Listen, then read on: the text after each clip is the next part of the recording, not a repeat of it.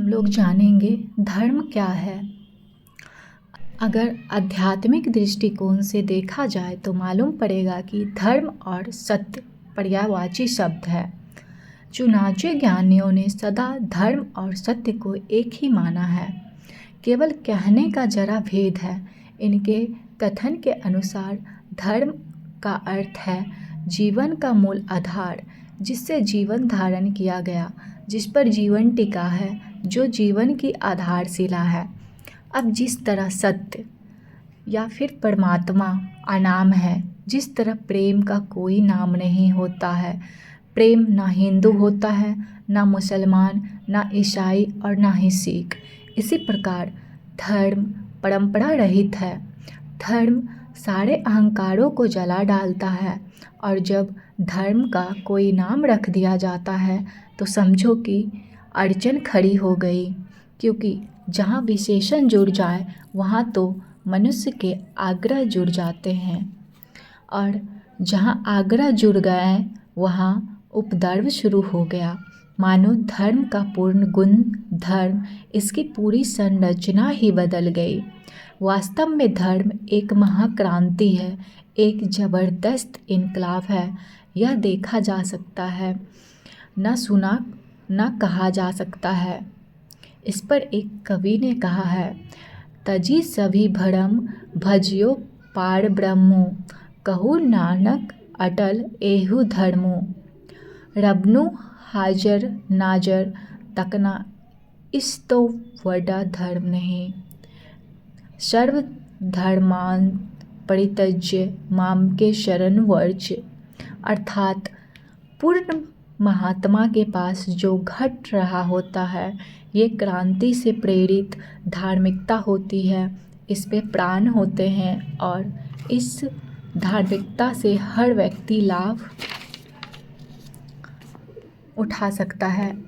सतगुरु आओ दे दुनिया उते, दुनिया दे उद्धार लई।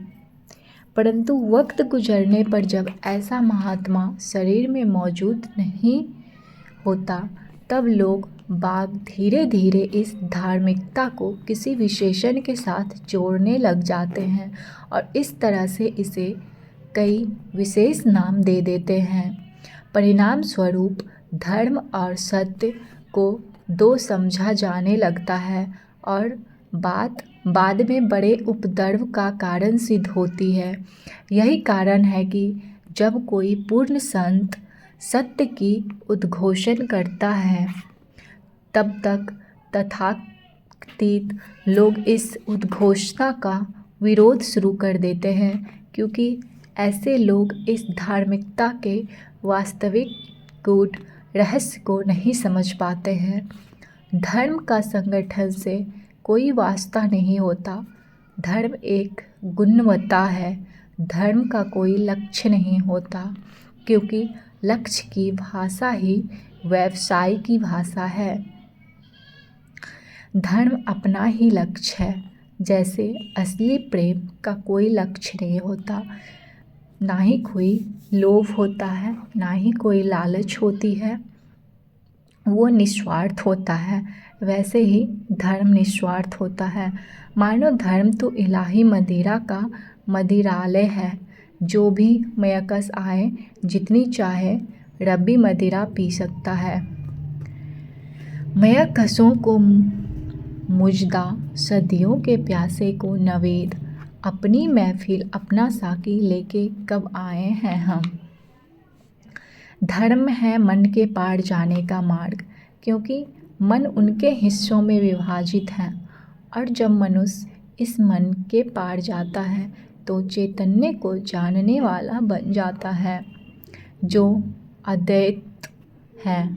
और इस अविभाज्य चेतना को जानना ही धर्म है।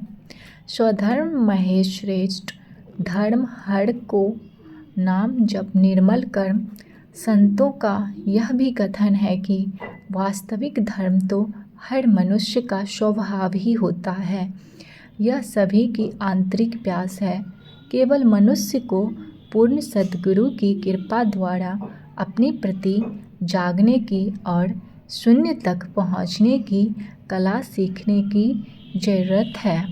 क्योंकि धर्म की परिभाषा में अपने प्रति सोया हुआ अमनु है और अपने प्रति असोया हुआ धर्म वाला है, मुनि है। सच पूछो तो ये संपूर्ण अस्तित्व भागवत से पूर्ण है। अगर मनुष्य धार्मिकता से ओतप्रोत हो तो सारा अस्तित्व तत्क्षण भागवता से आवृत हो जाता है। महात्माओं की दृष्टि में यही श्रेष्ठ धर्म है। कोई भी पूजा स्थान इतना बड़ा नहीं और ना ही कोई संप्रदाय इतनी बड़ी है कि अनंत हो, अनादि को अपने में समा ले। लेकिन हम सब का दावा यही है कि हमारे ही पूजा स्थान में भगवान है, अल्लाह है।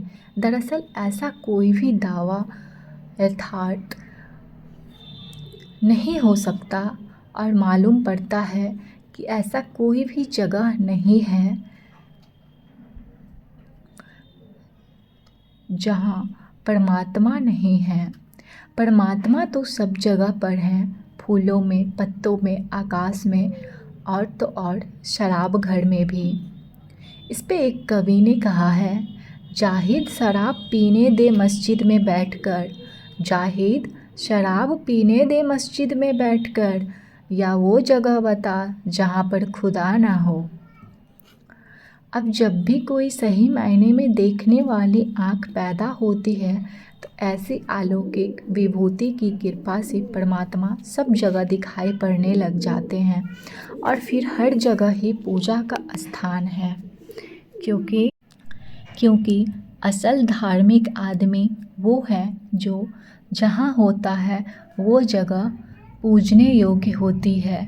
मतलब आप खुद को इस तरह ढाल लें, ऐसा कर्म करें, ऐसे सत्य वचन पे चलें कि आप जहाँ हो वह जगह पूजा करने योग्य हो जाए। ऐसी धार्मिकता से भरपूर विभूति जहाँ जाती है, बैठती है, उठती है, चलती है, यहाँ तक कि शरीर का त्याग करती है, तो वो जगह पूजने योग्य होती है।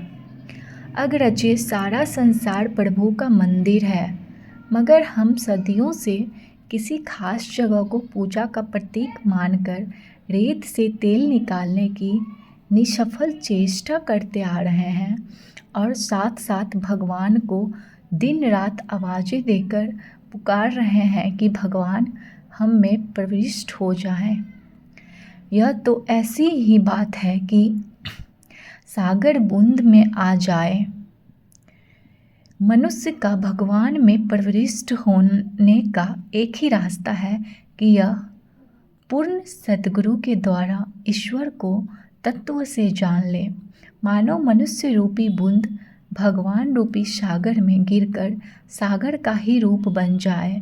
कहे अवतार बूंद मिल सागर, सागर ही आँखबंदी है।